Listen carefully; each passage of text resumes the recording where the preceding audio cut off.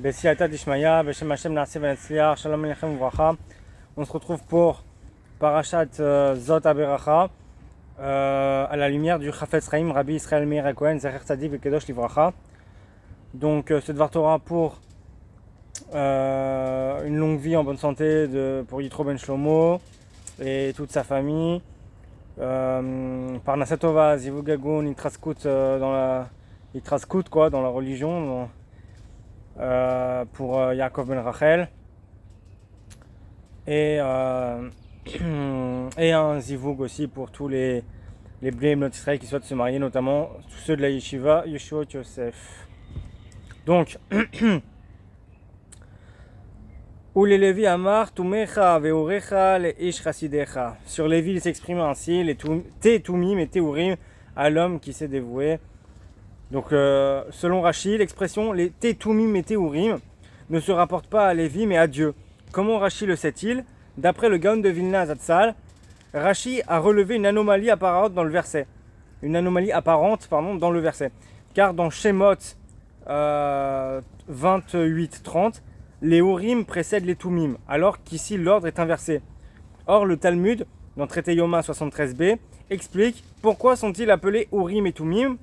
Urim parce que leurs propos sont lumineux, Tumim parce que leurs propos sont parfaits. On peut dire que les Urim sont une sorte de parabole et les Tumim représentent l'idée rendue ainsi parfaitement claire. Parfaitement claire. Pour comprendre un sujet épineux, il convient de présenter d'abord une parabole plus accessible afin de comprendre l'idée qui est le but recherché. C'est que l'idée prime dans le temps et dans la pensée, mais elle a besoin d'un éclairage extérieur pour apparaître dans tout son éclat. Tout cela est vrai pour un être de chair et de sang qui a besoin d'un exemple concret pour saisir une vérité abstraite. Mais chez le Saint béni soit-il, l'idée est antérieure à la parabole, qui est superflue pour lui, puisque le verset mentionne ici les Tumim avant les Urim, l'idée avant la parabole, il se rapporte manifestement à Dieu. On a ici une petite histoire dans Maasai la Meler. Rabbi Meir Karelitz a rapporté une explication similaire au nom de son aïeul Rabbi Shaul Katznelboigen, président du tribunal rabbinique de la ville de Kobrin. En effet, suivant une hypothèse formulée par le Talmud dans Menachot 21a, il fallait mettre sur chaque offrande assez de sel pour donner du goût, comme l'intelligence à l'homme. À notre époque, pour comprendre comment l'intelligence agit en nous, nous avons besoin d'un exemple emprunté à la vie courante, en disant que l'intelligence donne du goût aux paroles et aux actions d'une personne, comme le sel en donne à la viande et à toutes sortes d'aliments qui seraient fades sans lui. Mais chez les sages du Talmud, c'était l'inverse. Le sel de l'esprit leur servait d'exemple pour décrire les effets du sel sur la viande. Aomer le aviv ou le imo lo reitiv vet echav lo ikir. Celui qui dit à son père et à sa mère, je ne les considère point, qui n'a pas égard à ses frères. Donc nous dit le Chafetz Chaim, celui qui ne se laisse pas entraîner par ses proches parents sur de nouvelles voies contraintes à la volonté de Dieu sera vanté dans le ciel et atteindra le haut niveau des Lévites qui enseignent tes lois, Yaakov. Entre guillemets, c'est un verset, enseigne tes lois, Yaakov. Il faut se rappeler sans cesse cette injonction du Rambam, Maïmonide, Zatzal, dans l'un de ses responsables. Quand le judaïsme est menacé de destruction, il ne faut pas avoir le moindre égard pour les enfants et le reste de la famille, car la loi, avec un grand L, qui nous a été donnée en héritage, prime sur tout ce qui est méprisable aux yeux d'une personne intelligente. En effet, la crainte du ciel est la seule valeur durable. C'est un peu dur comme parole comme ça, mais apparemment la Torah avant tout. Maasai la Meler. Le Chafetz Chaim couvrait d'éloges les jeunes Américains venus dans les yeshivot de Lituanie de Pologne pour apprendre la Torah. À l'un d'entre eux qui étudiait à Radin, il déclara: je sais qu'il est très difficile de s'exiler dans un lieu de Torah. L'exil rend humble et expie les péchés. C'est pourquoi de grands sages se sont exilés de leur propre initiative. Rabbi Nehorai recommande: exile-toi dans un lieu de Torah. Pour acquérir certaines parties de la Torah, il est bon de s'exiler.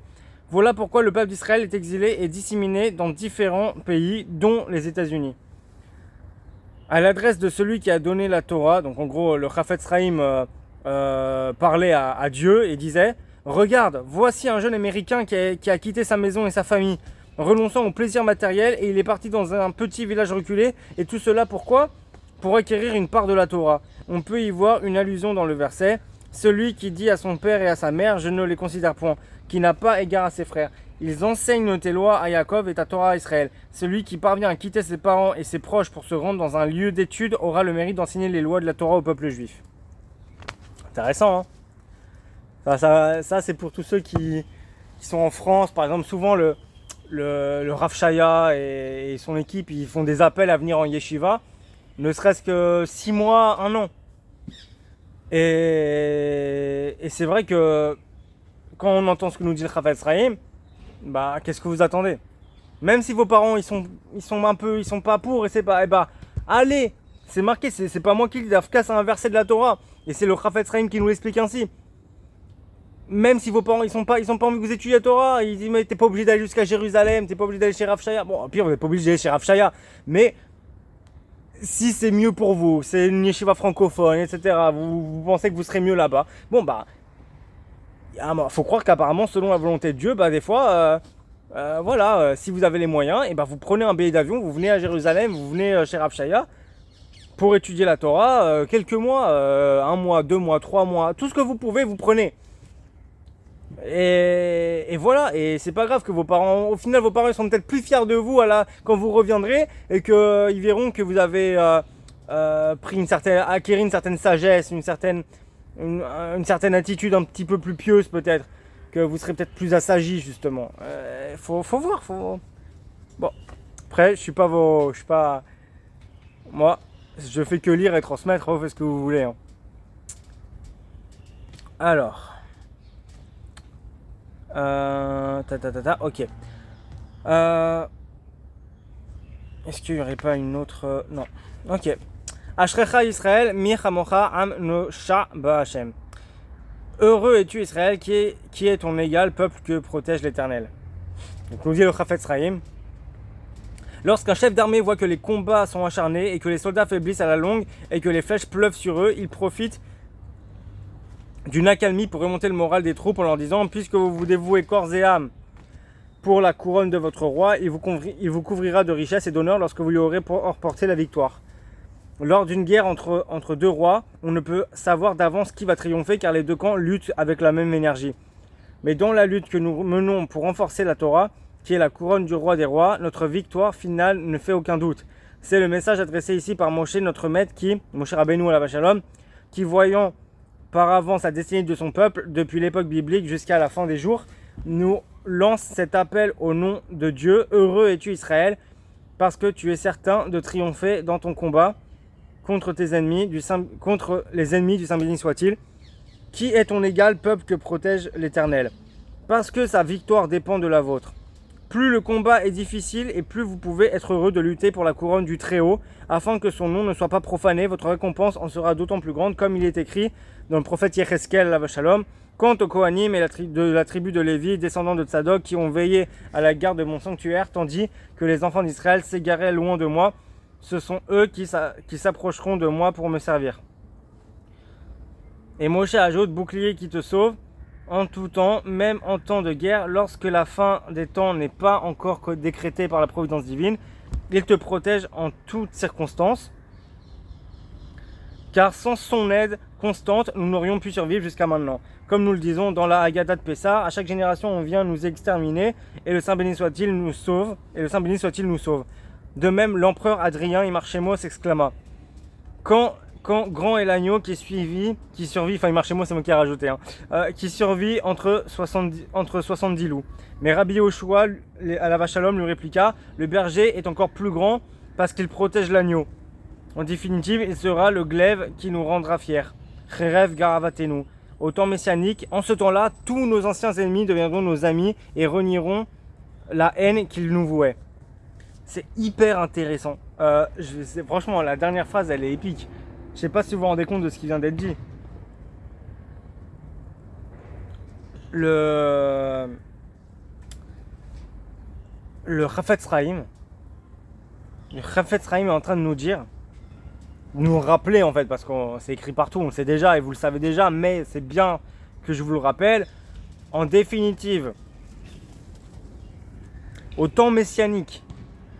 En ce temps-là, donc au temps messianique, tous nos anciens ennemis deviendront nos amis et renieront la haine qu'ils nous vouaient. Je sais pas si vous vous rendez compte de ce que ça veut dire. Genre, qu'est-ce que nous ont pas fait les goyim? Comme on dit dans la Gazette Pessar, chaque génération, il y a quelqu'un qui vient qui se lève pour nous exterminer. À la fin, et ça c'est un truc pour tous ceux qui ont cette haine viscérale des non-juifs et des nations, ils n'ont rien compris. Ils n'ont rien compris. Parce qu'au final déjà, si les nations peuvent nous atteindre, c'est parce que malheureusement, Dieu les utilise comme bâton pour frapper son peuple parce que pour des raisons qui nous échappent des fois et souvent, on le mérite. Ou en tout cas, si on ne le mérite pas, les souffrances donnent du mérite. Donc, si c'est pas à cause de nos fautes, eh ben c'est de toute façon pour nous donner du mérite. Et donc celui qui s'acharne contre les nations avec sa haine dans sa bouche, dans ses propos, ce mépris pour les non-juifs, les nations, etc., sous prétexte, oui mais ils ont fait ça, déjà il manque de foi. Déjà, une personne comme ça n'a pas d'émouna, ou une émouna, je ne sais pas ce qu'elle vaut. Pourquoi? Chaque génération, quelqu'un se lève pour nous exterminer, oui. Et le Saint béni soit-il nous sauve. Vous oubliez ça? Peu importe qui se lève contre nous, peu importe la nation avec qui on est en conflit actuellement. On va le dire, les Ishmaélim, les Arabes, les musulmans, on est en conflit avec eux depuis un moment. Et encore, depuis un moment, même il y a longtemps à l'époque biblique, on n'était pas forcément en conflit avec eux. Avec quelques Ishmaélim, il y a eu des petites histoires, mais globalement, ils nous foutaient la paix et il n'y avait pas de problème. Il n'y avait pas de grands problèmes. C'était pas les chrétiens qui nous ont massacrés depuis la nuit des temps, depuis Esav jusqu'à Hitler. Ils nous ont massacrés, les chrétiens et les occidentaux, les édomites. Ils nous ont tous massacrés. Tout le temps. Les Ishmaélim, ils ont fait leur vie, ils nous ont même pas connu. Limite, ils nous voyaient pas, ils étaient contents. Et après, avec quand il y a eu le développement de l'islam, beaucoup plus après, les Omeyyades, les Abbassides, là oui, il y a eu des persécutions, des oppressions arabo-musulmanes sur les juifs. Mais ils ne nous ont pas massacrés et brûlés vivants comme les chrétiens ont fait. Donc déjà, il n'y a rien à voir. Mais en plus, aujourd'hui, c'est vrai, on a des problèmes. Aujourd'hui, il y a des terroristes chez les Ismaélites. Et ces terroristes, ils tuent des juifs. Et des fois, c'est même pas des terroristes, c'est juste des racailles, des délinquants. Ils poignardent des juifs. Et bah, ok, c'est une réalité. Mais déjà, Dieu, vous croyez que Dieu, il laisserait... Où est votre émouna? Est-ce que vous croyez, au peuple juif? Est-ce que vous croyez au peuple juif? Est-ce que vous croyez en la Torah? Si vous avez une émouna complète, une foi en Dieu et en la Torah et au peuple d'Israël, et ce que ça signifie le peuple d'Israël, ça veut dire à ce moment-là que on doit, ça veut dire qu'à ce moment-là on doit il m'a perturbé le gamin là. Ça veut dire qu'à ce moment-là, une personne comme ça qui a de l'émouna et de la foi, etc., et qui comprend c'est quoi donc le sens du peuple juif, etc., il m'a coupé dans mon élan ce gamin, c'est incroyable. Il est mignon parce qu'il a entendu parler français. Bon, donc un juif comme ça, bah, il n'y a pas d'inquiétude. Ça le perturbe pas plus que ça que les Ismaélites ils soient dangereux, que les nations ils nous aiment pas, que je ne sais quoi, qu'on soit menacé par telle nation, que telle nation ignore les souffrances du peuple d'Israël. On s'en fout, tout est dans les mains de Dieu. Et il y a deux choses à retenir. Premièrement, même si une nation va se lever et pour nous massacrer, Dieu sera là pour nous sauver. Celui qui renie ça, il renie ça à la Haggadah de Pessar, il dit alors il ment un Pessar. Chaque Pessar il dit ça, il y croit pas, donc c'est un menteur, un hypocrite. Donc un peu d'émouna, même s'il y a une nation, on s'en fout de la nation. La nation c'est le bâton. Donc Dieu vient nous sauver, parce que c'est le bâton que Dieu nous fait un coup de bâton. Mais après il arrête le coup de bâton. C'était pour la punition, ou pour nous donner du mérite. Mais Dieu est là. Donc celui qui déjà s'acharne contre une nation, ouais, je peux pas les Arabes, je peux pas les blairer, et puis les chrétiens, c'est tous des cils, et puis truc, et puis ça, et puis... Khalas, ça suffit, c'est quoi votre problème? Où est votre émouna? Vous n'avez pas d'émouna, vous n'avez pas confiance en Dieu? Vous n'avez pas confiance en Dieu? Je dis pas, faut dire, oui, merci, allez-y, tendre l'autre joue, d'accord, je dis pas ça. Même si d'ailleurs, vous savez que le truc des chrétiens de tendre l'autre joue, beaucoup d'ignorants, même des rabbins ne le savent même pas, mais ça vient d'un verset de chez nous. dans Megillat Echa, des paroles de Yirmiya Navi à la Shalom. Le fait de tendre l'autre joue, hein, je vous trouverai le verset. Vous avez qu'à le trouver vous-même. Tendre l'autre, vous mettez autre joue, vous mettez la joue, verset Jérémie, vous allez trouver sur Google, je suis sûr que vous trouvez le verset. C'est un verset de chez nous, hein, les chrétiens, ils ont rien inventé, hein, ils ont tout copié-collé, ils ont fait leur cuisine. Mais les ingrédients, ils les ont pris de chez nous. Ils ont fait leur cuisine, mais les ingrédients sont de chez nous. Donc, déjà, faut savoir. Mais bon, je parle pas de tendre l'autre joue. Je parle d'accepter, d'avoir une émouna en Dieu, une foi en Dieu, une confiance en Dieu, et aussi de savoir qu'on est le peuple de Dieu, que Dieu il est avec nous, et que s'il nous frappe, s'il nous tape avec des nations, avec des méchants individus, et ben c'est pour nous apprendre certaines choses, pour nous donner des leçons, soit individuellement, soit pour tout le peuple. Et ça c'est de la émouna de base, c'est ce qu'on dit à Pessar. Si vous êtes obstiné, si vous restez bloqué sur cette nation qui veut nous exterminer, et ben, vous oubliez, et Dieu, et le Saint béni soit-il, c'est le Saint béni soit-il qui nous sauve. Ou vous oubliez la deuxième partie, qui est la principale, le plus important, c'est la conclusion de la phrase. Le Saint béni soit-il nous sauve. Patience. Et surtout qu'après, à la fin des temps, le Chafetz Chaim le dit, et tous les sages le disent, tous les textes, les prophètes, les machins le disent, et dans le Talmud c'est dit, et partout c'est dit, le Zohar aussi le dit. À la fin des temps, les nations vont faire Teshuvah. Et la première nation à faire Teshuvah, normalement, c'est Ishmaël. C'est la nation d'Ismaël.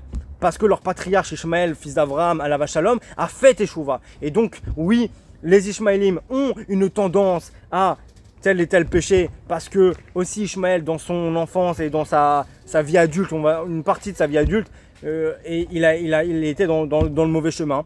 Mais comme il a fait Teshuvah, et il n'a pas fait Teshuvah juste avant de mourir, on est avant de mourir, rien du tout. Il a fait Teshuvah à 87 ans, il est mort à 137 ans, il est resté 40 ans de sadique.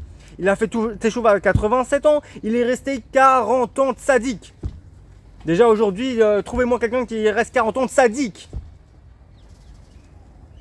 Donc, il y en a bien sûr, mais ça court pas les rues. 40 ans de sadique. Donc, par ce mérite-là, les Ismaélites, aujourd'hui sont dans leur phase de mauvais chemin, et à la fin des temps, ce sera sûrement la première nation à se repentir et à reconnaître la vérité et à faire tchouva. Pourquoi ? Parce qu'ils ont ce potentiel de tchouva encore plus que les autres nations, puisque leur patriarche a fait tchouva. Et c'est ça qu'il faut retenir.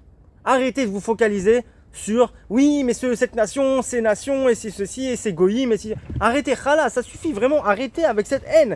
Mais ils nous font du mal. Et oui, mais qui ? C'est un des bâtons. Vous vous rendez compte, c'est comme si moi je vous fous une claque, ok ? Et que vous engueulez ma main. C'est même pas moi, vous me regardez, c'est ma main. Et vous essayez de choper ma main, ouais, toi et tout. Mais vous êtes fous, vous êtes complètement malade, vous êtes complètement pété. Mais non, excusez-moi le terme, hein, je suis jeune, je parle à des jeunes. Hein, après, voilà, c'est pas... Non, mais vraiment, faut arrêter. Les nations qui nous font... Mais ils vont dire, oui, mais les nations, c'est quand même... D'elles-mêmes, elles ont un libre arbitre. Nahon. Et c'est pour ça qu'elles payent déjà, eux-mêmes, les nations payent déjà les frais de ce qu'ils font. Hein, on peut voir en Ukraine ce qu'ils subissent, c'est triste, c'est malheureux, et on ne doit pas se réjouir de ce qui est truc. Au contraire, on doit prier pour ces Ukrainiens, ces innocents qui crèvent sous les bombes des Russes, ok ? Mais c'est vrai que nous, on sait que ce que vivent les Ukrainiens, qui en plus la majorité sont antisémites de toute façon, c'est un revers de la médaille, un revers de leurs ancêtres, les Cosaques, ce qu'ils ont fait aux Juifs. Bon, ça, nous, on le dit. C'est une réalité, Dieu il gère son monde et il punit les nations comme il faut. Mais on ne doit pas se réjouir du malheur de nos ennemis ou des gens, même s'ils ne nous aiment pas, on ne doit pas se réjouir de leur malheur. Sauf les terroristes. Oui, vous pouvez vous réjouir du malheur de Daesh, du Hamas et du Hezbollah, ça vous pouvez y aller. Mais le malheur des Arabes en général, le malheur des musulmans en général, mais jamais de la vie, ça va pas ou quoi ? Ça c'est anti-Torah. Ça, quelqu'un qui fait ça, il a pas, je sais pas c'est quoi son âme juive, mais il y a des sages qui eux-mêmes disent que si quelqu'un ressent un mépris comme ça pour les non-juifs, comme ça sans raison, il aime pas les non-juifs, on peut douter, on a un doute, il y a un safek si sa neshama était vraiment au Mont Sinaï, et donc il y a un safek qui a un doute sur lui, on peut douter de son origine juive. Parce qu'il déteste les non-juifs. C'est un comme ça, il a un mépris pour les non-juifs comme ça. Ah mais j'aime pas moi, les non-juifs. Rien que ça, il y a 3 sages. Le Gaon de Vina, le Rav Simcha Zissal et puis d'autres. C'est le Rav Raphaël Sadin qui rapporte ça dans un de ses cours qui a été publié par Torah Box, qui est toujours d'ailleurs sur le Facebook de Torah Box. Donc non, faut arrêter, vraiment je vous le dis. Et là le Chafetz Chaim il conclut sur ce verset par ça, hein, que nos ennemis, nos anciens ennemis deviendront nos amis. Nos amis. Et la haine qu'ils nous vouaient, ils renieront même cette haine. Ils regretteront tellement qu'ils pourront même pas accepter qu'ils nous détestaient à l'époque. C'est bon. Faut avoir un peu d'émouna. De se concentrer là sur le... Un peu d'émouna, c'est tout. Allez, dernier petit verset. Ulechol ayad chazaka ulechol amora agadol asher asa Moshe le'ayne kol Israël. Ainsi qu'à cette main puissante et à toutes ces imposantes merveilles que Moshe a accomplies aux yeux de tout Israël. Nous dit le Chafetz Chaim, d'après le Zohar, les âmes des justes ont été créées avant le monde. Comme la Torah qui existait déjà 2000 ans auparavant, on peut relier ainsi la fin de la Torah à son début. En effet, on sait que les justes et les chefs spirituels sont considérés comme les yeux d'Israël. La Torah atteste que devant les yeux d'Israël, Dieu a créé le ciel et la terre. Les âmes des justes ont assisté à la création du monde puisqu'elles existaient déjà. Bon, ça c'est du Zohar. C'est du Zohar. C'est de la mystique juive. Apprendre ou à laisser. Beaucoup de sages et beaucoup de gens ne sont pas très friands du Zohar et de la Kabbale. Mais c'est toujours... Ok. Mais c'est toujours intéressant. Bon, on a fini. Normalement la vidéo elle aurait dû faire un quart d'heure, mais j'ai peut-être même moins en fait, 10 minutes. Mais j'ai parlé pendant, vous connaissez, j'aime bien faire des petits monologues sur les non-juifs. Bon, allez, je vous souhaite une très bonne fête, encore dans la souka communautaire. Bien sûr, j'ai changé un peu de plan. Tout à l'heure, la vidéo de Halachot, on voyait l'espèce de fenêtre avec le plafond. Et là, je trouvais que c'était joli, j'aimais bien en fond comme ça, alors j'ai changé un peu. Voilà. C'est la souka communautaire. Et je suis un peu la seule à l'utiliser globalement, mais enfin pas vraiment là ce soir il va y avoir du monde, mais globalement je suis seul à l'utiliser. Mais tant mieux, ça me fait de l'espace et je suis bien. Par contre il fait chaud, je sais pas si on voit, mais je suis en train de mourir. Bon, allez, Moadim le Simcha, Chag Sameach, allez ressourcez-vous là pendant cette période. Recentrez-vous dans la Torah, dans l'étude de Torah. Franchement, prenez des livres en français, lisez Rashi, des choses sur les fêtes, le livre du Rav Abergel publié par Torah Box sur les fêtes juives. Lisez, faites quelque chose, et profitez de ce moment pour être avec la famille, mais aussi pour parler de Torah avec la famille. Pourquoi pas vos enfants, vous avez une mitzvah pour les parents là, de transmettre à vos enfants, et pour les grands frères là qui pourraient écouter, à vos petits frères, à vos petites sœurs, essayez des petits livrets Torah, etc. Il y a plein de jeux de Torah, vous pouvez... Ouais, après je dis pas, faites pas que ça, on a tous une vie, on est dans une génération tellement faible qu'on n'a pas envie d'étudier la Torah, mais un peu, c'est la période là, c'est la période. Bon, allez, Baruch Adonai L'Olam, Amen.